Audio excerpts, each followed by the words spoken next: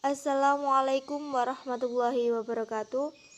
Perkenalkan, nama saya Yohana Dewi Katiwani.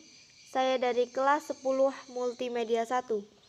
Di sini saya ingin menjelaskan tentang arsitektur dan organisasi komputer.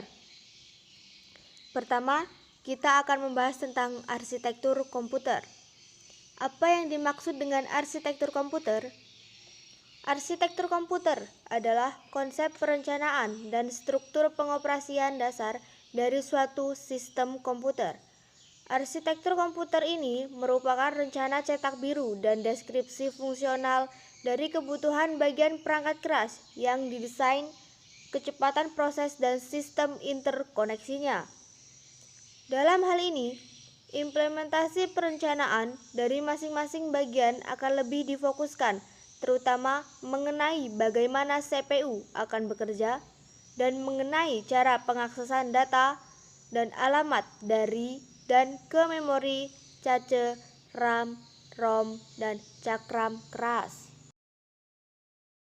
Arsitektur komputer juga dapat didefinisikan dan dikategorikan sebagai ilmu dan sekaligus seni mengenai cara interkoneksi komponen-komponen perangkat keras untuk dapat menciptakan sebuah komputer yang memenuhi kebutuhan fungsional, kinerja, dan target biayanya.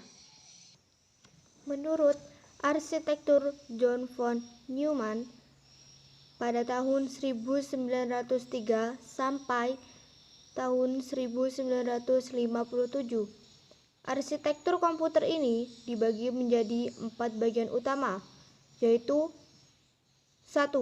Input 2. CPU yang terdiri dari control unit dan arithmetic logical unit 3. Memori dan 4. Output. Selanjutnya kita akan membahas tentang organisasi komputer.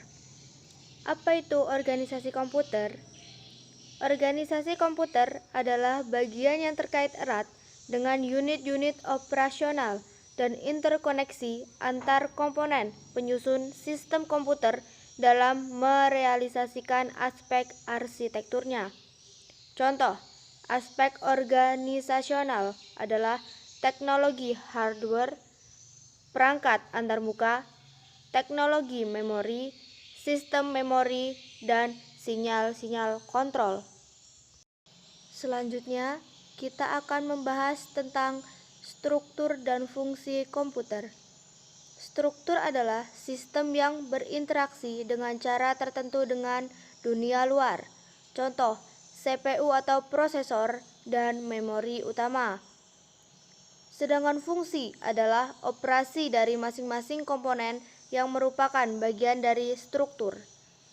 Fungsi dari komputer itu sendiri adalah fungsi operasi pengolahan data, fungsi operasi penyimpanan data, fungsi operasi pemindahan data, dan fungsi operasi kontrol.